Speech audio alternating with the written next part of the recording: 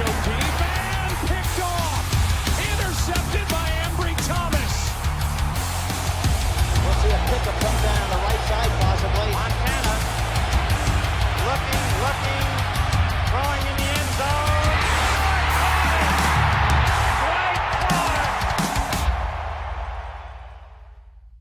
Bonjour à toutes, bonjour à tous, bienvenue dans ce 24e épisode du Faceful Podcast. On va débriefer ensemble notre belle victoire contre les Dolphins 33-17, évidemment une victoire marquée par un homme, Brock Purdy, qui est rentré suite à la blessure de Jimmy Garoppolo. Et on va aussi également en deuxième partie parler de notre prochain match de dimanche contre les Buccaneers. Et pour m'accompagner, j'ai Olivier, Gonzague et Kevin. Salut les gars. Salut. Salut à tous. Salut à tous. Donc comme je l'ai dit, une belle victoire 33-17, grâce notamment, là encore une nouvelle fois, mais ça va devenir récurrent, en fait je ne sais même pas pourquoi je le précise, à une défense monstrueuse qui a écrasé peut-être l'une des meilleures attaques de NFL. Qu'est-ce que vous avez pensé de ce match? Je vais commencer par Kevin. Ça a été, on a commencé par une catastrophe, on va pas dire autrement. Le quarterback qui sort sur blessure, qui se casse le pied. Et puis là, on se dit, ok, comment on va se sortir de ça? Oui, il y a une défense, mais on n'a plus le guide de l'équipe, on n'a plus le gros leader de l'équipe. Finalement, Brock Purdy rentre et il nous sort malgré tout un super match. Ça reste sa première vraie apparition en NFL avec les titulaires et il a fait aussi bien que ce à quoi on pouvait s'attendre, qu'on pouvait espérer en tout cas. Et puis la défense, mais quelle défense incroyable. Tua Tagovailoa qui arrivait, il n'avait pas lancé une interception depuis la semaine 4. Il en lance 2 contre nous. Il n'a jamais semblé voir le jour. Alors, ok, il est dominé par notre défense, mais il fait vraiment pas un bon match. Les 2 interceptions, c'est pas forcément non plus uniquement grâce à la défense, c'est vraiment des grosses erreurs de sa part de lancer, de précision. Donc, mauvaise journée pour Tua Tagovailoa et super journée pour nous. Une large victoire face à l'équipe la plus chaude de la NFL en ce moment. Donc, rien de plus à dire, si ce n'est qu'il faut continuer comme ça. Olivier? Ouais, je rejoins Kevin. Après, pour moi, c'est plus une victoire à la Pyrrhus parce qu'on perd quand même notre quarterback. Et alors, je sais, en ce moment, il y a un putain de train. C'est pas un train, c'est un TGV de la hype pour Brock Purdy. Désolé, pardon, les gens, mais je suis pas monté dedans un brin, moi. Je le trouve gentil. Je le trouve. On va en reparler Voilà. précisément de Purdy après. Voilà. Match. Il a fait des bonnes choses, mais ce qui fait qu'on est une équipe exceptionnelle et c'est ce qui fait que tu peux gagner un titre, c'est que c'est la défense. La défense fait gagner le titre. Ça, c'est quelque chose sur lequel on est d'accord avec Gonzague depuis très longtemps. Et c'est ce qu'on a vu dimanche. C'est cette défense, elle est juste exceptionnelle. Alors, ok, on s'est fait transpercer sur le premier jeu. Il s'est senti en bombe, puis à partir de là, il s'est passé exactement ce qu'on avait annoncé. Du moment qu'on lui met la pression, qu'on lui tape fort dessus, ok, il est moins précis. Pourquoi il est moins précis? Parce qu'il a le bras qui tremble. Et il tremble aussi et surtout parce qu'il y avait un monsieur qui s'appelle Boza, qui a fait vraiment la différence. Pour moi, c'est ça, c'est vraiment ça le point important. Gonzague?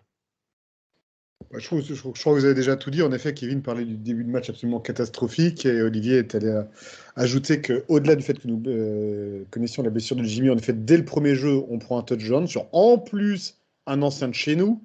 Voilà, histoire de bien commencer comme il faut. Donc oui, et en fait, léger retard au décollage, chose qui est assez récurrente d'ailleurs chez nous, on y reviendra peut-être un petit peu plus tard avant de monter en puissance. Et finalement derrière, oui en effet, vous l'avez tous dit, ce match monstrueux en défense, alors cette fois pas clean sheet, mais bon, on ne peut pas demander non plus la terre entière face à une attaque aussi forte que celle des Dolphins. Et en effet, un Tagovailoa méconnaissable qui, je pense, en effet, a été sous pression. Et on l'a vu tout au long du match à qui il a clairement manqué ses 2 tackles titulaires. Parce que Bosa s'est vraiment, vraiment amusé sur ce match-là. C'était très beau à voir. Donc voilà, comme d'habitude, en effet, en NFL, le bouclier est plus fort que l'épée. La défense prend le dessus sur l'attaque. Et voilà comment on remporte un beau match. D'ailleurs, pour revenir sur des phrases qui avaient été dites par nos anciens running backs, Jeff Wilson et Raheem Mostert qui disaient qu'ils allaient courir tout le match, ils ont fait 8 courses pour 33 yards à eux deux. Donc, Non, mais ça, on n'a jamais vraiment été dupes. On n'a jamais vraiment été dupes. C'est pas du tout le jeu des Dolphins de courir de toute façon. Quand t'as des mecs comme Waddle, ça court pas. Moi, mon avis sur le match, il est comme vous. Hein, notre défense continue semaine après semaine, match après match, à montrer que c'est la meilleure de la ligue. Je veux même plus entendre de discussion avec telle ou telle défense. La défense des 49ers est la meilleure de la ligue. Point. Point. On verra si elle suffit à nous amener au bout parce que, on en a parlé. Là, on va passer sur le deuxième point parce qu'on a perdu notre quarterback. Jimmy Garoppolo s'est pété le pied. Peut-être, on ne sait pas, peut-être qu'il pourra revenir en playoff. On n'est sûr de rien encore. Toujours est-il que le nouveau quarterback titulaire des San Francisco 49ers s'appelle Brock Purdy, Mr. Irrelevant, drafté à sa sortie d'Ohio State avec le dernier choix de la draft. On a tous vu passer pas mal de hype autour de lui tout au long de ces derniers jours. Juste pour rappeler sa fiche statistique, 25 sur 37, 210 yards, 2 touchdowns, 1 interception, un rating de 88,8. Moi, je vais dire tout de suite mon avis. Je suis comme Olivier, je suis pas monté dans le train encore. J'attends de voir énormément de choses. Je fais pas partie de ces gens qui vont monter dans. Moi, je fais pas partie de ces gens qui vont monter dans le train d'un mec après un seul match. Ça n'existe pas. J'ai vu beaucoup trop de choses qui m'ont un peu énervé sur les réseaux, dans le sens où des mecs qui disaient oh, Purdy a fait plus en un match que Trey Lance. Et Purdy, ça veut dire qu'il est tout de suite meilleur que Trey Lance. Oh, on se calme. Si Purdy, il arrive à faire une fin de saison comme ça et des super playoffs et qu'on peut aller loin en faisant des performances comme telles, là on pourra discuter. Là, il n'y a eu qu'un seul match. On se souvient que Nick Mullens, pour son premier match, il avait éclaté les Raiders. On va se calmer 2 secondes, on verra après. Vous en avez pensé quoi? Je vais commencer évidemment par Gonzague, puisque c'est celui d'entre nous qui doit le mieux connaître Brock Purdy, étant un fervent suiveur de NCAA. Gonzague, t'en as pensé quoi, toi? Alors, en effet, je vais reprendre un petit peu ce que j'avais dit lors de l'émission draft, au moment où on l'avait drafté. Brock Purdy, c'est qui? Alors déjà, on va rappeler un petit peu ce qu'on avait dit la fois dernière. C'est le recordman en statistiques, à la passe, en jeu, en touchdown, toutes les stats offensives que vous voulez du programme de Iowa State de l'histoire. C'est un quarterback qui a comme point fort une très très grosse mentalité. C'est un énorme leader. Ses joueurs autour de lui à Iowa State étaient prêts à mourir pour lui sur le terrain. C'est un joueur qui a un très bon quick release. Il est capable de lancer très vite avec un mouvement de bras au moment du lancer qui est très efficace. Donc ça, c'est, on va dire, ses points forts. Ses points faibles, tu as commencé à en parler, Elliot. Tu as comparé tout à l'heure Brock Purdy à Nick Mullens. La comparaison est excellente, pour une raison toute simple, c'est que c'est un Nick Mullens du riche. Qu'est-ce que j'entends par là? C'est que c'est un joueur qui a à peu près donc les mêmes qualités, mais aussi un peu les mêmes défauts. Il a un jeu qui est très proche de celui de Mullens, mais en meilleur. Comme faiblesse, chez lui, on va retrouver notamment un jeu de jambes qui est clairement à peaufiner. Vous l'avez d'ailleurs peut-être vu lors du match. Lorsque la poche éclate, il a tendance à s'échapper de manière extrêmement bizarre, ce qui fait que si demain il prend un sac, c'est pas 8 yards qu'il va prendre, c'est 17. Il a une façon de sortir de la poche qui est très particulière, un peu comme elle était Mullens. N'en déplaise à Loïc, malheureusement, Brock Purdy, c'est pas un gros bras, c'est un game manager. Si demain on sort un jeu à base de play action, lancer long, vous allez voir que la balle va repartir légèrement en cloche, elle va être légèrement flottante. C'est pas un très très bon lanceur en profondeur. Et enfin, le défaut principal de Purdy à l'université, ce qui peut donner, entre guillemets, des gages à ceux qui n'ont pas pris le train en route, c'est que Brock Purdy, on sait qu'il a un plancher assez haut, mais on a peur, pour beaucoup de scouts, qu'il ait déjà atteint son plafond. C'est un joueur qui a donné très fort, très vite à l'université, et qui n'a pas tant progressé que ça par la suite. Il a même légèrement régressé. C'est pour ça que c'était un joueur qui était 2 ans avant sa draft considéré comme un potentiel premier tour, il ne faut pas l'oublier, dans certaines mocks, et qui est descendu finalement en 7e tour, parce qu'il n'a pas vraiment progressé. Donc le risque qu'il y a avec lui, c'est qu'il ne progresse pas tant que ça. Par contre, c'est un énorme leader. C'est un mec qui est capable de transcender les joueurs autour de lui, un peu comme finalement les Garoppolo d'un certain point de vue. Voilà, il aura des gages, c'est un bosseur, et on peut avoir des résultats avec lui malgré tout.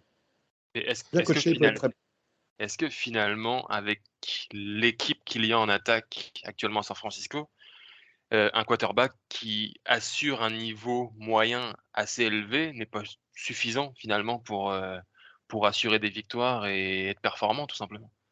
Bah, on peut. C'est compliqué à dire parce que le truc, c'est que c'était quand même son premier match de NFL. Le fait qu'il soit un quarterback moyen ou plus, on n'en sait rien encore. Mais le truc, c'est que même si c'est pas l'attaque la plus demandante pour les quarterbacks de la ligue, faut quand même réussir le minimum. Et le minimum, c'est pas à la portée de n'importe qui quand même. On le voit bien, l'attaque marchait mieux quand c'était Garoppolo que quand c'était Beathard ou Mullens, alors que Beathard et Mullens sont des honnêtes remplaçants en NFL.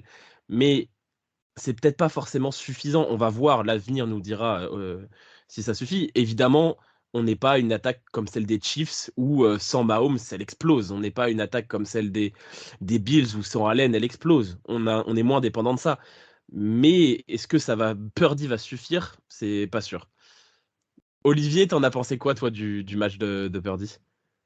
Bah écoute, c'est ce que je disais tout à l'heure. Bon, j'ai lu que c'était le nouveau Steve Young ou le nouveau Joe Montana. Enfin bon, j'ai un peu halluciné sur certains trucs, moi, parce que les gens, enfin bon, bref, c'est pas ma cam pour ça.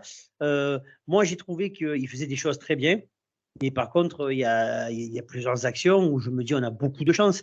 À un moment, il se prend un sac par Ingram. Je me suis dit, il n'a pas compris le but du jeu. Lui, en tant que quarterback, il ne doit pas se jeter dans les bras du gros monsieur en face.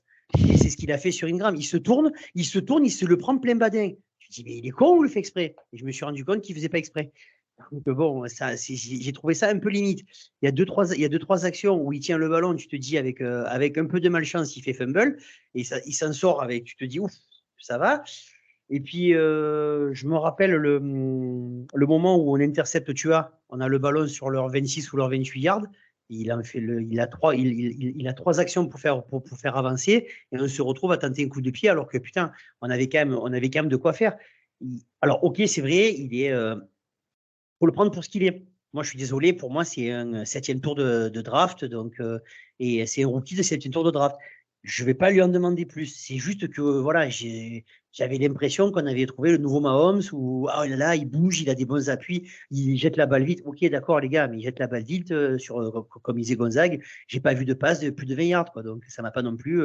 C'est pour ça que je reste prudent. Je ne vais pas m'enflammer. C'est notre 3e quarterback. Et là, c'est pour un truc dont Kevin parle de façon régulière. On est la seule équipe en NFL sur les 32 teams. On est la seule être capable de jouer, à se dire on peut encore jouer le titre avec notre quarterback numéro 3. C'est ce qui rend quand même l'équipe de San Francisco assez exceptionnelle à tous les niveaux. Je fais juste une petite aparté sur ce que tu viens de dire. Moi, je pense vraiment que dans un système aussi complexe que celui de Kyle Shanahan, la première chose qu'on demande surtout à un quarterback, c'est de maîtriser le playbook. Tu peux être aussi balèze que tu veux. Faut quelqu'un d'intelligent, rationnel, avec les pieds sur terre. On ne demande pas éventuellement un mec qui est le champion du lancer de javelot. Donc moi, voilà, non mais moi, une tête de con à la tête de San Francisco, pour moi, on aurait tout faux. Donc le mec a la tête sur les épaules, moi, ça me convient très bien. C'est pour ça que je ne suis pas du tout rentré dans la hype Mayfield qu'on a eu en milieu de semaine. Je n'en voulais pas du tout, pour de nombreuses raisons que j'ai évoquées sur différents sites internet. Donc voilà, donc non, moi, Purdy, je suis plutôt favorable. Je rappelle même d'ailleurs, je l'avais dit dans l'émission Draft, que j'avais Trey Lance très bas dans mon depth chart et j'avais Purdy bien plus haut l'année suivante dans mon depth chart, et à tel point que même si je considère Lance comme un meilleur joueur que Purdy, j'ai toujours dit, et je le maintiens, qu'en sortie de draft, en niveau de sortie de draft, il y a très peu de différence de niveau aujourd'hui entre les deux. Donc même si Garoppolo pour moi est très largement au-dessus des deux autres, je ne suis pas certain qu'à effet média, à long terme ça n'en sait rien, mais à effet média, je ne suis pas certain qu'on soit perdant sur un duel Purdy versus Lance avec Purdy sur le terrain. Oui, c'est toujours l'histoire du plafond et du plancher. On va passer à la suite, on va passer au top et au flop. Est-ce que je reviendrai quand même sur la blessure de Jimmy Garoppolo. Aujourd'hui, on est quand même pas mal Oui, bien d'informations en sûr. conférence de presse. D'ailleurs, il lui a été posé la question de qu'est-ce qui était vraiment cassé et combien d'os. On sait qu'il y a beaucoup d'os d'eau dans les pieds. Et on lui a demandé combien d'os étaient réellement cassés. Et Jimmy Garoppolo et Kyle Shanahan a dit qu'il n'y avait qu'un seul os de brisé. Cette question-là a été posée à des médecins et un seul os de brisé pour un homme de 31 ans moyen, c'est 6 semaines pour récupérer totalement. Et on n'est pas sur un homme de 31 ans de moyen, on est sur un sportif de très très haut niveau. Donc On est déjà, sur un 6 semaines, quarterback NFL. c'est ça. Donc 6 semaines, ça le ramènerait en wildcard. Si c'est 5 semaines, ça peut encore être un retour vers le début des playoffs. Donc l'espoir n'est pas C'est- totalement perdu. Non, c'est clair. C'est un truc qu'on verra, je pense, en temps voulu, selon l'évolution. On n'a pas forcément assez d'informations aujourd'hui pour juger. Tout ce qu'on sait, c'est que dans tous les cas, on finira la saison régulière avec Brock Purdy et puis on verra après ce qui se passera. Exactement. On va passer au top et au flop. Donc, évidemment, on va commencer par les tops parce que quand on gagne un match, c'est les tops en premier. Est-ce qu'il y en a un de vous qui veut commencer par son top? Personne. Moi, je laisse ma place pour commencer parce que j'hésite encore entre 2 tops. Bah, je vais commencer par Olivier. Olivier, parce que Kevin avait l'air d'hésiter aussi. Vas-y, Olivier. Alors, je lui ai tapé sur la tête parce qu'il avait rien dedans. Mais sur les 2 derniers matchs qu'il fait, je veux faire un putain de big up à Dre Greenlaw. Il est redevenu le joueur que j'adorais l'année dernière et l'année précédente. C'est-à-dire qu'il est redevenu ce joueur féroce, ce joueur agressif, ce joueur intense, mais ce joueur parfait. C'est-à-dire qu'il n'y a plus d'erreurs, il n'y a plus de flag pour bêtises complètement débiles, il n'y a plus de je te sors du terrain, mais par contre, il y a toujours la même intensité. Et quand il se met à jouer comme ça, il retrouve ses qualités. Ça fait 2 matchs d'affilée qu'il récupère un fumble. Ce coup-ci, il le mène à dame, ça nous fait marquer 7 points. Et sur le reste du match, il est toujours très important. Et je sais qu'il fait partie de ces joueurs qui font mal à la NFL. Parce que quand vous regardez, quand il plaque les gars, quand les mecs se relèvent, il n'y en a pas beaucoup qui font les malins. Et quand il plaque dans le jeu, ça devient super agréable à voir parce que tu te dis, l'équipe adverse, elle se rend compte à quel point c'est difficile de gagner des yards contre San Francisco. Et lui, plus Warner, ça fait qu'on a les meilleurs linebackers de la NFL. Et franchement, pour ce match-là, je sais qu'il commence à apprendre le français. Greenlaw, bravo. On n'est quand même pas passé loin d'un flag. Il y a eu un moment d'hésitation quand il a soulevé Tyreek Hill sur le côté de la touche. On s'est tous demandé à ce moment-là s'il allait le body slam dans le banc. Et je pense qu'il s'est ravisé. Je pense qu'il a essayé aussi, ça a été un peu de coup de lui faire comprendre qu'il pouvait le faire mais qu'il ne le ferait pas. Mais je pense qu'il y a eu un moment d'hésitation quand il a soulevé de dire non, j'ai pris un flag pour moins que ça, donc non. Voilà. Il est en grand progrès. Je suis sûr qu'il écoute le Facebook Podcast et qu'il nous entend et qu'il a commencé à comprendre le français et qu'il a compris qu'il faut qu'il arrête ses bêtises. Et Dre, on est fiers de toi. Bon, après, il a des coachs au moins aussi intelligents que nous aussi pour lui rappeler ce qu'il doit faire et ce qu'il doit pas faire. Alors, si en plus on commence à penser au coach et pas à nous, franchement. Kevin, ton top? Moi, ça va être un top en forme de mea culpa sur Kyle Shanahan. Je trouve qu'il montre de bien plus belles choses depuis quelques semaines. Et sur ce match, il a été vraiment mis à contribution sur des points faibles, sur sa capacité d'adaptation. Parce que quand Brock Purdy rentre, il tombe dans le Kyle Shanahan un peu négatif, à tenter que de la course. Ok, j'ai pas confiance en mon quarterback, je donne la balle à mon running back, il va courir plein centre. Et dès la fin du premier quart, il s'est rendu compte que ça allait pas fonctionner, qu'il allait devoir vivre ou mourir par son quarterback, et il lui a donné les clés. Et bien lui en a pris parce que derrière, Brock Purdy a tout simplement fait ce qu'il avait à faire, et grâce à ça, on a pu aller vers la victoire. Donc bravo Kyle Shanahan, et c'est cool de voir qu'il trouve moyen de s'adapter maintenant alors que c'était pas forcément le cas avant. Gonzague? Vas-y avant moi. J'y vais avant toi? Ouais. Ok. Je suis encore hésitant. T'es encore hésitant? Eh ben écoute, moi je vais faire très simple. Olivier a prononcé son nom en début de podcast et je vais prononcer à mon tour à la manière de George Kittle. Bon, ça. C'est ouais, 3 sacs. 3 sacs. Là, le match, c'était le jour où on enregistre, le match était il y a 3 jours. À mon avis, Tua Tagovailoa en a encore pour 2 semaines et demie de voir Nick Bosa dans ses cauchemars. Il l'a éclaté. Alors oui, il n'y avait pas Teron Armstead et Austin Jackson qui sont les 2 tacles titulaires de Miami, mais quand même, là, à un moment donné, ça commence à faire beaucoup. Il est à 14 sacs et demi en 11 matchs joués, je crois que c'est ça, ou 12 matchs, on s'en fout. En fait, il est leader en sacs de la NFL avec un match de moins que les autres. Il est en train de faire un dossier incroyable pour le titre de meilleur défenseur de l'année. Ceux qui disent Micah Parsons n'ont pas foncièrement tort. Micah est un super joueur, mais Micah profite aussi d'une hype du jeune mec et d'une hype du mec qui joue aux Cowboys. Pour moi, Nick Bosa doit être défenseur de l'année cette année parce qu'il est tout simplement incroyable et il change totalement le visage de l'équipe. Quand il n'est pas là, ça se ressent, et quand il est là, ça se ressent encore plus. Donc, Nick Bosa, on a l'impression, on en parle toutes les semaines, mais en même temps, toutes les semaines, il nous montre que c'est le meilleur. Donc, voilà. Il y a un de ces sacs, un moment qui m'a vraiment marqué. Il est vraiment sur l'extérieur, là où il doit être au départ du snap. Et il fait un pas de recul, il fait le tour, il rentre plein centre et il trouve encore le temps d'aller plaquer Tua Tagovailoa. C'était vraiment impressionnant à voir.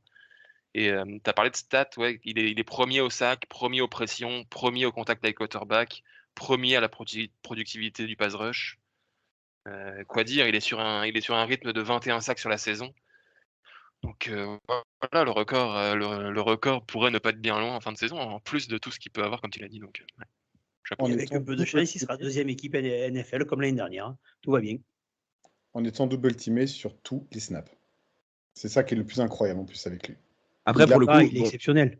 Sans dévaluer la performance qui est extraordinaire, tous les énormes pass rushers de la ligue sont double teamés, mais il arrive quand même à le faire en étant double teamé et ça n'enlève rien. Tu vois, il est premier en étant double teamé devant d'autres gars qui sont souvent double teamés. Je pense à Myles Garrett ou TJ Watt qui a été beaucoup blessé, donc qui n'est pas forcément dans les stats, qui sont aussi double teamés, mais ça n'enlève rien à la performance, c'est clair, hors du commun. Il avait Gesicki sur lui, il avait Liam Eichenberg, je m'en souviens, sur un jeu également sur lui, donc c'est-à-dire qu'il était même triple teamé sur 2-3 jeux que j'ai en souvenir, avec le guard, le tackle et le tight end. Donc, non, c'est très très impressionnant. Bah, écoutez, moi, pour ma part, je suis très emmerdé parce que j'en ai plein en tête en fait, dont j'aimerais parler. Alors, on va pas parler de Purdy, malgré le fait qu'ils soient entrés en jeu dans des conditions que l'on connaît et le match qui nous a sorti dans la foulée. On aurait pu parler de Jordan Mason qui montre que finalement, on a toujours des running backs assez incroyables au sein de l'équipe qui sont. Non, mais c'est surtout que pour le coup, Jordan Mason avec Olivier, on en parle depuis le début de l'année. Je voulais pas parler en top. Alors voilà, bon, désolé Gonzague, je vais prendre la parole parce que là. Vas-y, je te la laisse. Jordan Mason et Deebo Samuel, c'était mes points en progression. Jordan Mason, il a prouvé que c'était la véritable boule de bowling. C'est la version 2.0 de Derrick Henry. Il va pas très vite, mais quand il rentre dedans et qu'il se tourne, il continue à avancer. J'ai trouvé ça exceptionnel. Et on a retrouvé un Deebo qui recommence à être au niveau où on l'attendait. Voilà, c'était mes 2 points spéciaux, mais comme Gonzague, il était lancé, j'ai préféré les dire maintenant. Mais Jordan Mason, voilà, j'aime son côté intense et sa façon d'aller tout droit. C'est nord-sud. Et juste pour compléter, avant que Gonzague reprenne la parole, il y avait aussi un côté super, c'est que dès qu'il faisait un jeu, il avait l'air juste trop heureux de ce qu'il faisait.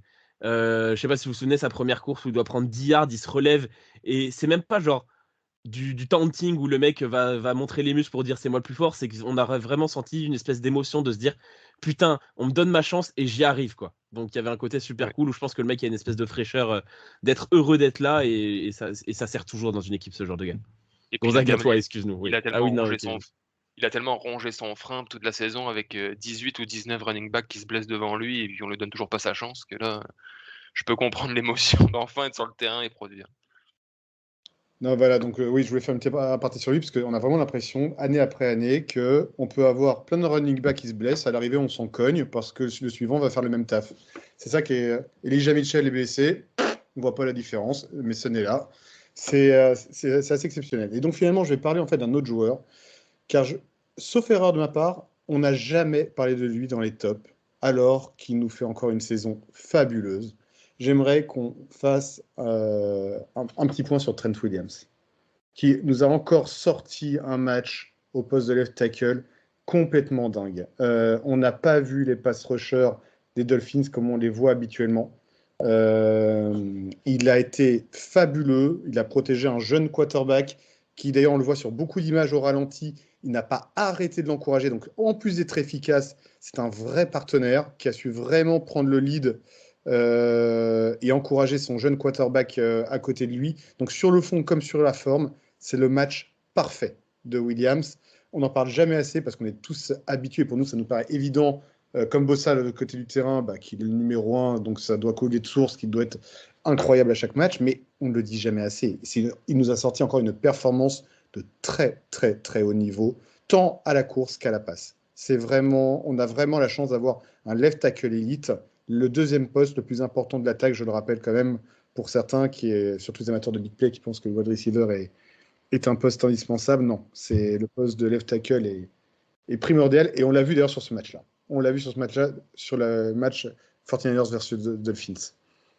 Non, mais c'est clair, tu fais bien de le rappeler parce qu'on c'est vrai qu'on a tendance à l'oublier, mais parce que aussi c'est la particularité du poste de tackle et du poste de ligne offensive en général, c'est que si tu les vois pas, c'est tant mieux. Et au final, on fait pas forcément attention parce que on n'entend pas le nom de Trent Williams dans une pénalité, on n'entend pas le nom de Trent Williams quand il y a un play fait sur notre quarterback ou un joueur défensif fait un play parce qu'on souvent on dit machin. Look at how we turn around McGlinchey, hein, pour donner un exemple innocent. Euh, et en fait, on l'entend pas parce que le mec, il domine totalement. À moins que quelqu'un ait quelque chose à rajouter, on va passer au flop. Là, je suis bien emmerdé. Je sais pas si vous en avez un tout de suite parce que moi, ça me vient pas. Ça me viendra peut-être en vous entendant. J'ai l'impression que Gonzague a de quoi. Bah, je vais peut-être laisser dans les flops la blessure de Jimmy Garoppolo à quelqu'un d'autre, puisque celui-ci paraît absolument évident. Non, moi j'aimerais juste faire une petite aparté d'un joueur pour qui j'ai dit le plus grand bien en début d'année et qui, je trouve, commence un peu à disparaître au fur et à mesure de manière complètement innocente, sans qu'on s'en soit vraiment rendu compte. C'est-à-dire que la défense est fabuleuse, ça, il n'y a pas de problème. On a un Nick Bossa exceptionnel, il n'y a pas l'ombre d'un doute, des linebackers fabuleux.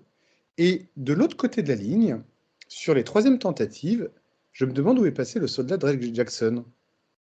Que je vois, arrêtez-moi si j'ai une bêtise, mais que je vois nettement moins ces derniers matchs, notamment là où on l'attend.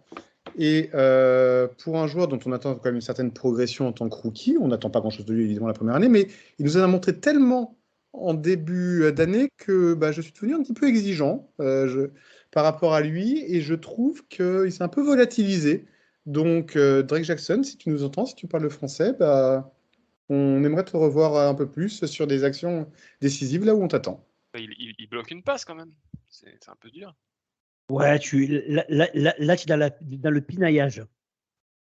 Ouais, mais je trouve que en fait, là où je l'attends, c'est vraiment c'est sur le sac en fait de troisième tentative, et je le trouve de plus en plus loin en fait de l'action par rapport à ça lorsqu'il est aligné. C'est pour ça que je suis un petit peu exigeant. Je sais que je pinaille, j'en ai pleinement conscience. J'aurais très bien pu parler de Jimmy auparavant, mais je voulais faire cette petite aparté sur Drake Jackson parce que en effet, il y a cette passe bloquée. Je suis complètement d'accord avec toi, mais je trouve que c'est un peu l'arbre qui cache la forêt sur ce match-là, où je trouvais qu'il était loin du sac en fait, là où on l'attendait. Donc voilà, je voulais un petit peu faire cette petite aparté sur lui en flop.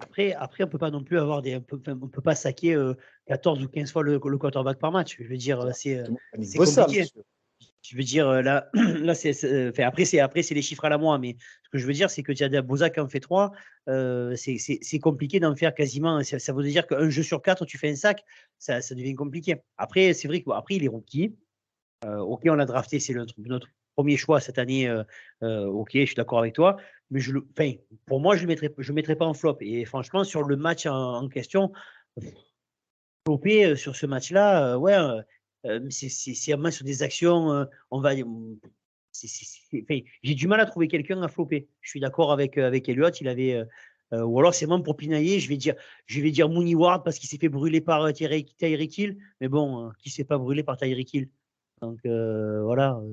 Sur le deuxième touchdown qu'on prend, voilà, au départ, il est à côté de lui, puis d'un coup, l'autre, il a passé la 2, la 3, la 4, la 5. Et sinon, honnêtement, sur le match, j'ai pas grand-chose à reprocher au gars, quoi. Kevin?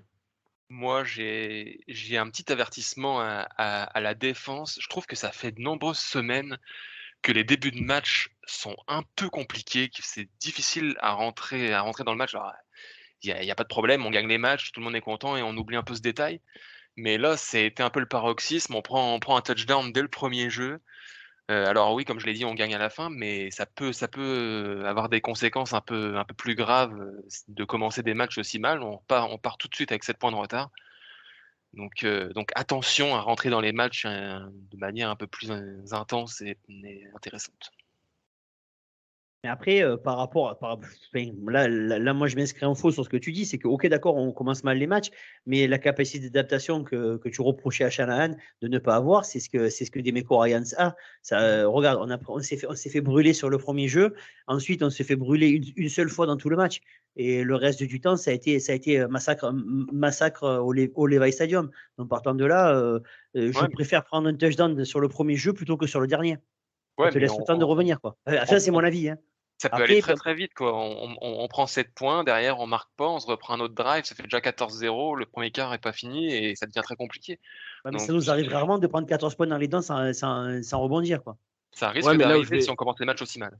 Là où je vais abonder dans le sens de Kevin, c'est que on n'affrontera pas. Bon, là, les Dolphins, on les a complètement éteints, mais quand on arrivera en playoff, on affrontera des équipes qui seront au point. Et partir dès le début de match avec du retard, c'est quand même emmerdant, quoi.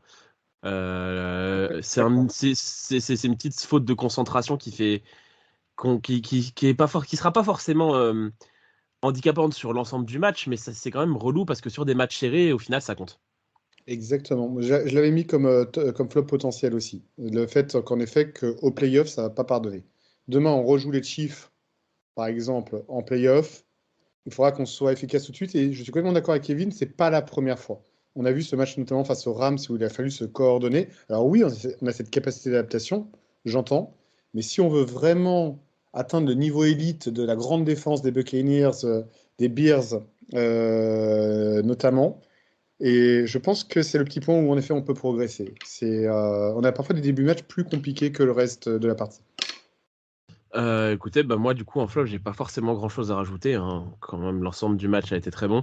Si je devais pinailler vraiment aussi un petit peu, autant sur le jeu aérien il est extrêmement utile, autant j'ai quand même des emmerdements sur certaines courses de McCaffrey où j'ai l'impression, je sais pas si c'est lui ou si c'est les dessins, j'ai l'impression qu'il y a pas mal de courses où il se va s'empaler sur la ligne offensive sur premier yard dès la sortie, donc je sais pas si c'est lui ou si c'est les dessins du jeu, mais il y a quand même pas mal de courses où on n'avance pas. Après derrière il va nous faire des courses de 10 yards, 15 yards qui vont faire monter ses stats, mais il y a quand même dans ce lot là aussi des courses de 0 qui font chier.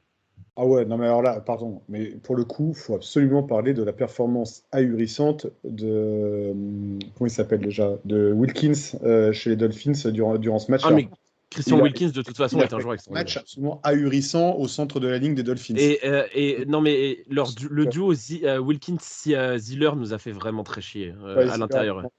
Donc vraiment, non, je peux pas en vouloir à McCaffrey sur ce match-là. Il a eu vraiment du très très lourd en face de lui sur ce match-là. Non, on pourrait évidemment, bien sûr, parler de la blessure de Jimmy, qui là pour le coup est vraiment le flop, même si c'est pas de son fait de cette partie, parce que il va nous manquer sur bien des aspects. Et j'ai juste une petite aparté avant de partir à la rubrique suivante. J'aimerais aussi parler d'un top, très rapidement, sur lequel j'aimerais revenir. C'est ces images absolument superbes de Trey Lance conseillant, accompagnant Purdy tout au long du match, lui donnant des conseils sur la sideline. Et j'ai trouvé que pour deux jeunes quarterbacks qui ont à peu près le même âge, d'ailleurs je me demande même si Purdy n'est pas plus âgé que lui, même s'il a été drafté l'année suivante, j'ai trouvé que c'était une belle chose en fait. C'est-à-dire que Lance, là pour le coup, l'a joué plutôt collectif. J'étais vraiment très content de voir ces images-là sur la touche. C'est révélateur d'un état d'esprit. Et ça, c'est une très belle chose. Et puis ils sont à la bonne école avec un certain Jimmy Garoppolo qui est totalement comme ça. Brock Purdy a eu des bons mots aussi pour Garoppolo en disant à quel point il était reconnaissant que Garoppolo l'ait accompagné à ce point et qu'il l'aide et que c'était vraiment pas un joueur centré sur sa performance mais qui prenait soin d'apprendre le métier à ses collègues. Et Trey Lance a sûrement appris de ça avec Jimmy aussi. Donc, pas sûr. Juste pour compléter ça, Trey Lance est un petit peu plus jeune que Purdy. Voilà, je suis. Mais dans l'ensemble, ça n'a pas trop d'impact. Mais j'ai pas trop doute de la capacité à Trey Lance d'être un team player. On verra l'année prochaine sur le terrain, mais il a toujours plus ou moins prouvé qu'en dehors, c'était un mec qui était là pour ses coéquipiers en tout cas. Écoutez, on va passer à la preview de notre prochain match contre les Buccaneers.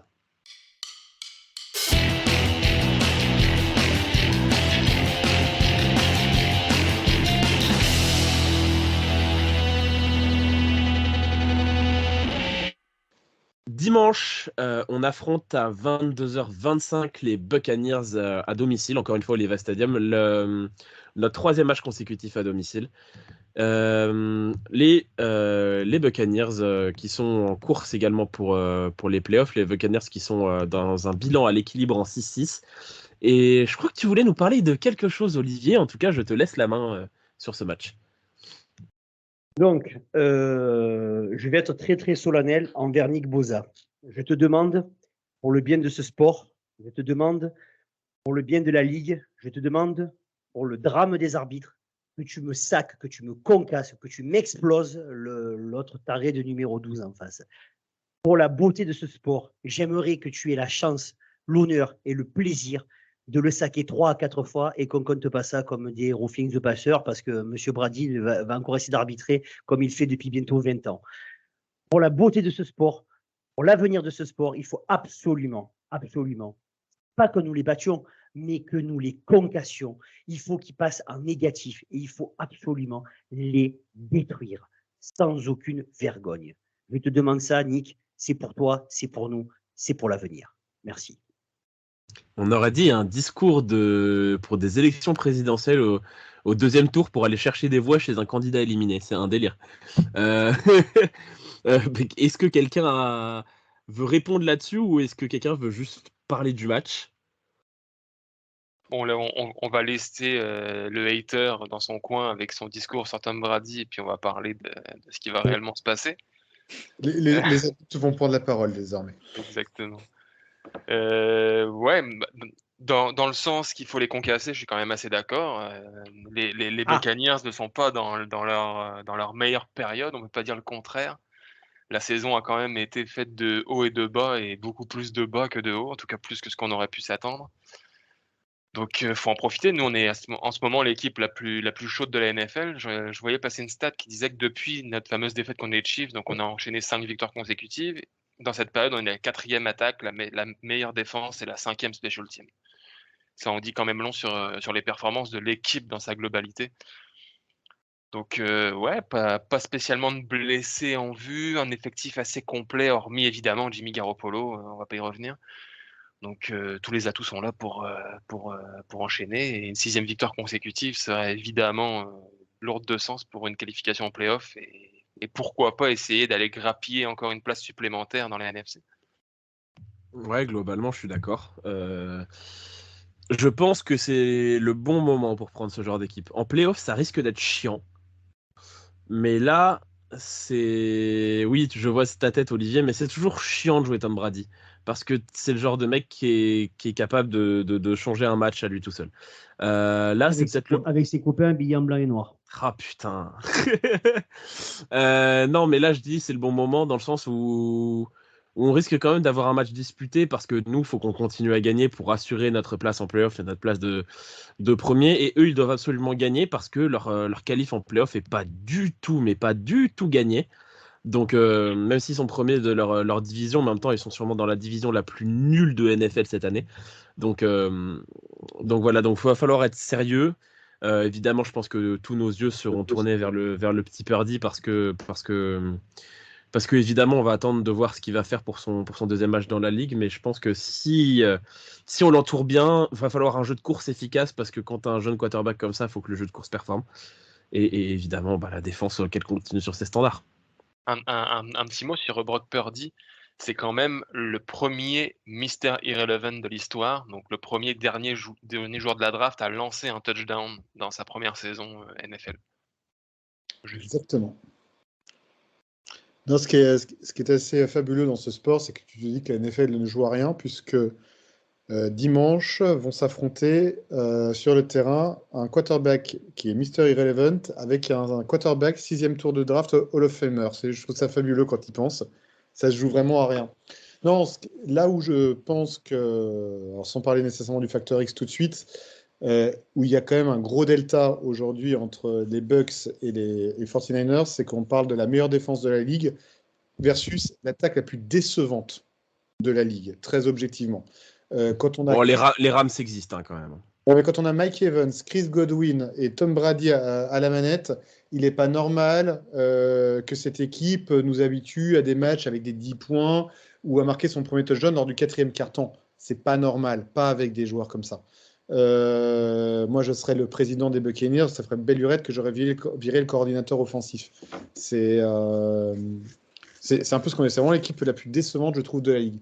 Et face à notre défense, à nous, je me demande si ce ne serait pas une belle cote de réannoncer un clean sheet versus Tom Brady. Je ne sais pas si Tom Brady a déjà pris un clean sheet dans sa vie. Mais là, honnêtement, je ne serais pas loin de le parier. La cote est belle, mais franchement, c'est pas exclu.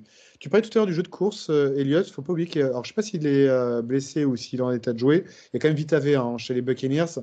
Moi, j'aurais plutôt tendance, face à l'équipe actuelle, à privilégier plutôt un jeu West Coast avec des petites passes courtes, avec des petits gants. Et continuer, parce qu'on n'en a pas du tout parlé en top, sur un élément que je trouve assez incroyable chez San Francisco, à être aussi efficace sur les troisièmes tentatives. On a vraiment une très belle réussite, et je pense que c'est pour ça qu'on peut jouer avec un système West Coast, avec des petites passes, du slant, et une avancée progressive. Et je pense que Purdy peut trouver une certaine assurance, une certaine tranquillité dans son jeu en jouant ainsi. C'est pas nécessairement la course que j'irais chercher face aux Bucks, plutôt de la petite passe courte et on avance lentement comme ça. Juste pour te répondre, Gonzague, après je te laisse la parole, Olivier. Tom Brady a pris 3 clean sheets dans sa carrière, en 2003 contre les Bills, en 2006 contre les Dolphins, et récemment en 2021 lors d'un magnifique 9-0 contre les Saints. C'est l'un des pires matchs qui m'a été donné de voir de mémoire d'humain. Olivier, oui. Ouais, après avoir fait ma déclaration politique, je vais redevenir un petit peu plus sérieux. Par rapport au match, je suis d'accord avec Gonzague sur le concept West Coast. C'est surtout pour donner du rythme au gamin. Le gamin va avoir besoin d'avoir le ballon, de le lancer, parce que si on repart sur des courses plein axe avec Vita Vea, ça peut être rigolo Vita Vea contre Jordan Mason, mais ça va pas nous faire avancer. Donc moi je suis assez d'accord sur le concept petite passe courte, des slants qui rentrent, des petites passes en bubble sur l'extérieur, et avec nos joueurs qui sont capables de faire du yard after catch. Ça me paraît être la bonne solution. Ensuite, encore plus que pour les autres quarterbacks, Brady, on sait très bien qu'il déteste. Il déteste se faire saquer, il déteste avoir la pression, il déteste. Et puis plus ça va, moins il bouge. Il est monolithique. Moi, je me rappelle, il y a quelques années, mais il y a un paquet d'années maintenant, la finale de conférence contre les Broncos, où c'est la défense qui fait aller Peyton Manning au Super Bowl, parce qu'il avait concassé. Pendant les 2 premiers quarts-temps, il était rentré dedans et après, il n'avait plus joué. Et il avait 7 ou 8 ans de moins. À l'heure actuelle, je pense que si on lui rentre dedans comme il faut directement, avec pas Greenlaw, parce que Greenlaw, il est capable de le tuer pour de bon, mais plutôt Warner ou Fanga, il faut lui rentrer dedans. Je suis sûr que lui dès le deuxième pet, on a un match gagné. Donc, c'est vraiment continuer sur l'intensité qu'on a en défense. C'est vraiment pour moi, je vais les répéter, je pense, toutes les semaines jusqu'à la fin de l'année, mais c'est ça. Et attention, parce que si Tom Brady venait à sortir, on aurait affaire au terrible Blaine Gabbert, qui serait quand même très drôle de le revoir face à San Francisco en tant que quarterback sur le terrain.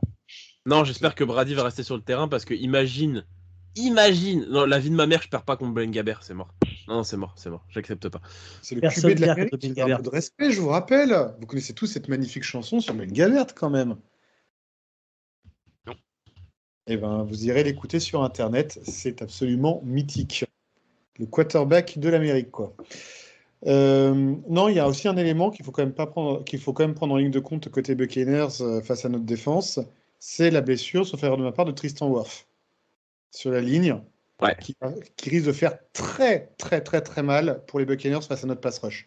On a vu comment les Dolphins ont lutté avec l'absence de leur tackle face à notre défense. Je pense que les Buccaneers peuvent être un peu logés à la même enseigne de ce point de vue-là. Ça risque d'être très difficile pour eux de ce côté du ballon. Et comme tu dis très justement, Olivier, Brady, son seul défaut que l'on connaît tous, c'est sa capacité à perdre ses moyens lorsqu'il est sous pression de manière trop récurrente, jeu après jeu. Et c'est ce qui risque de lui arriver face à nous. ce que tu disais la dernière fois quand tu disais par rapport à la saison qui fait en 2007 où ils font une saison de folie, ils arrivent au Super Bowl contre les Giants et c'était il y a plus de 15 ans et à l'heure actuelle notre défense elle est au niveau de ce qu'avaient fait les Giants lors du Super Bowl. Partant de là, c'est pour ça que je suis pas foncièrement inquiet sur le match. Après, si on le laisse jouer, la seule chose qui peut vraiment nous tuer, je le garde pour le facteur X. Je le dirai après. Je spoil le. Bah justement, on va passer au facteur X. Olivier, à part l'arbitrage, ce sera quoi ton facteur X? Je n'ai plus de facteur X. Ah, je sais qui est ton. Merde. C'était l'arbitrage. À part le fait à part le fait que Brady arbitre. Hormis ça, il n'y a pas de facteur X. Sans ça, ils n'ont aucune chance. Si l'arbitre comme ces 22 dernières années, on est mort. Ils n'ont aucune chance. Tom Brady, Leonard Fournette, Mike Evans, Chris Godwin, Julio Jones, Cameron Braid, Kyle Rudolph, Hakeem Hicks, Devin White, Lavonte David. Il y a quand même une certaine constellation de stars face à nous qui peuvent quand même nous mettre en danger. Mais la plupart, ils sont grabataires. Arrête. Je veux dire, c'est bon. Voilà, ils sont grabataires ou alors ils sont surpayés ou ils sont gavés. Je veux dire, hormis l'arbitrage, s'il n'y a pas l'arbitrage, ils sont morts. Voilà. J'ai aucun doute à dire qu'on va les crever s'il n'y a pas l'arbitrage qui est pro Brady comme chaque fois. C'est tout. Va dire à Mike Evans qu'il est cramé, tiens, et viens lui dire droit dans les yeux. Je te souhaite bien du courage. Bah moi, mon facteur X, je l'ai un petit peu dit tout à l'heure, pour moi, c'est match gagné si la ligne offensive des Buccaneers s'effondre contre nous. Olivier en a très bien parlé, Brady il a du mal sous pression. On a des receveurs Godwin et Evans qui ont plus de mal à se démarquer que ça n'était auparavant. Et donc pour moi, si le front 7 a un niveau de jeu équivalent à celui qui nous a montré la fois dernière avec la ligne crack des Buccaneers, c'est match gagné pour nous. On aura juste à assurer en attaque, mais sans avoir besoin de faire de folie. Et ce sera match gagné. Je ne m'attends pas pour autant, par contre, à un match fleuve en termes de points. Kevin, ton facteur X? Je vais aller avec Brock Purdy. On l'a vu face aux Dolphins, il a pris la marée totalement parce que les Dolphins ont tout simplement décidé de vivre ou mourir par le blitz. Brock Purdy s'en est quand même bien sorti malgré tout. Puis c'est quand même une stratégie normale quand tu as un quarterback rookie qui rentre sur le terrain à ce moment-là. J'imagine que les Buccaneers vont faire la même chose puisqu'ils ont quand même le matériel pour faire ce jeu-là. Ça va être à Brock Purdy de savoir lire le blitz, savoir l'utiliser et ne pas oublier les solutions qui vont forcément se libérer profondément. Donc je pense que ça va jouer beaucoup sur l'avenir du match. Moi, mon facteur X, ce sera Deomodore Lenoir. Parce que face à lui, il aura soit Chris Godwin, soit Mike Evans, qui sont deux très bons receveurs, deux receveurs assez physiques. Et on sait que c'est pas la qualité première de Deomodore Lenoir. Depuis qu'il a pris la place de Mosley, il a pu avoir du mal face aux receveurs physiques. Donc j'attends un match de sa part très bon, qui soit vraiment plus colle au basque que essayer de les battre dans le combat physique pur, parce qu'il n'y arrivera pas. Je me fais pas trop de soucis pour Mooney de l'autre côté, quel que soit le mec qu'il aura en face de lui, mais ce sera plus du côté de Lenoir que je me pose un petit peu de questions et que j'espère qu'il va réussir à tenir le choc. Après, Lenoir a fait quand même un excellent match face aux Dolphins. Je l'ai trouvé vraiment très solide. Bien sûr, mais il faut que ça continue. Pour le joueur de deuxième année, il fait d'énormes progrès. Et je trouve que plus ça va, plus il devient un titulaire crédible en cornerback 2 en NFL. Franchement. On va passer au pronostic. Qu'est-ce que vous voyez comme score pour ce match, Kevin? Je me suis royalement planté la semaine dernière en annonçant une victoire des Dolphins. Là, je peux vraiment pas pronostiquer une défaite. Je vois les 49ers quand même relativement confortablement au vu de la forme des deux équipes. Une quinzaine de points d'écart. Olivier? 23-10. Gonzague? Je dois avoir un petit côté couille molle, parce que tout à l'heure je parlais de clean sheet. Je me dis, on va quand même aller un peu loin. Je vais quand même faire le pari du pas de touchdown pour les Buccaneers. Mais un match peut-être plus compliqué en attaque. Je vais mettre 17-6. Et moi, je vais partir sur un 21-9. On va pas prendre de touchdown, je suis d'accord avec toi. Juste pour te répondre, je viens de voir un petit truc passer sur Internet très récemment. Si toi, tu viens de faire, comme tu viens de dire, la couille molle, apparemment, ce n'est pas le cas de Brock Purdy, qui, selon des rapports, aurait pris dans le vestiaire des 49ers le surnom de Big Cock Brock. Voilà. Eh ben, Et bah, mon broco, on sait où les blitz, à quel niveau du corps les blitz auront lieu. exactement. Surtout qu'avec Antoine Winfield en strong safety, Lavonte David en linebacker, il va et du Vita VA, il y aura de la pression par le centre. Hein. Donc que Purdy fasse pas trop le malin au niveau de l'entrejambe, ça risque de fouetter sévère sinon. Eh bien, avant de se laisser, on va finir évidemment par notre nouveau classique, le jeu. Kevin, c'est à toi. Il va falloir que je pense à créer un petit jingle pour ce jeu d'ailleurs. Ça pourrait être marrant. Exactement. Je vous laisse, messieurs. J'allais non, dire pareil. Ne nous laisse pas, Gonzague, puisque on va commencer avec le numéro de ton quarterback préféré dans toute l'histoire de la NFL, avec le numéro 7. Colin Kaepernick. Mooney Ward. C'est Mooney. Exactement. Ouais, mais alors, le problème, c'est que Gonzague, il a dit des bêtises d'abord, ça compte pas. Évidemment que ça compte pas. C'est Tu Mooney vas Ward. arrêter de m'enlever tous mes points là. Évidemment que le point est pour Elliott. Et oui, Ah, nouveau mais point après, pour Elliott. Je sais que pour les anciens, c'est compliqué d'avoir un cornerback qui porte le 7. Hein, mais Ah non, mais moi je m'y fais pas. Et je pense que je m'y ferai jamais. C'est vraiment mais alors que tu regardes la NCAA, Gonzague. Ben ouais, mais écoute, Une tu sais, j'ai galère noire, un petit honnêtement. côté vieux con. Hein. Je bois de la Suze plutôt que du Coca-Cola. Hein. Non, ça c'est un côté alcoolique pour le coup. Prochain numéro, 31. Le noir. Tashon Gibson. Oh, bien joué. Gonzague en premier. Bien joué. J'allais le Bravo, dire, mais Gonzague. t'étais plus rapide. T'étais plus rapide que moi. Bien joué. Je fais des tirages au sort, mais ça tombe pas sur les bons numéros. Donc, je l'ai. Et c'est l'une des stars du moment, le numéro 13. Brock. Purdy. Ah ouais, pour Olivier. putain. Oh, Ah, c'est équilibré cette semaine. comme je t'ai dosé, mais comme je t'ai Un point dosé, salement. chacun. Incroyable. Je vais te la laisser, mais j'ai. Bon, hein. On écoutera, tu verras. Ouais, t'inquiète. T'inquiète que le montage va avoir des décalages sons, ils vont te surprendre. Oh, l'escroc. Sur la prochaine, ça me surprendrait que ça échappe à Elliott. On va essayer quand même. Le numéro 60. Daniel Brunskill. Banks. Oh là, Effectivement. elle Prends est le point. belle. Elle est belle celle-là. Un autre cas un petit peu difficile, un autre joueur dont on aurait pu parler cette semaine aussi, c'est le numéro 98. Ridgeway. Oui. Waouh. Ouah, c'est fort. J'allais dire Romeniu. Bien joué, putain. Putain, Olivier, quelle semaine. Incroyable. Il a joué à Madden, il nous le dit pas. Il Parle.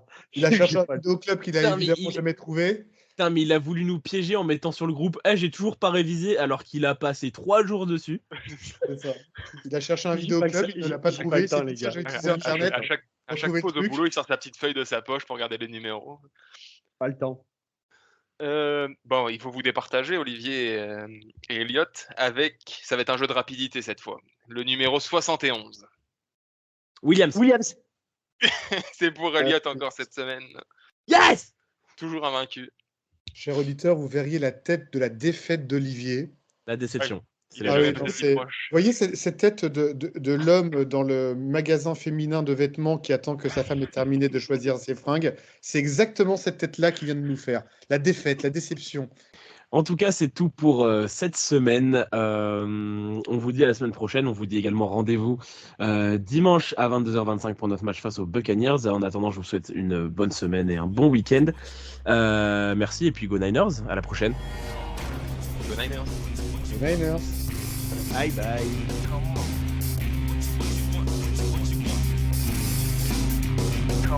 Come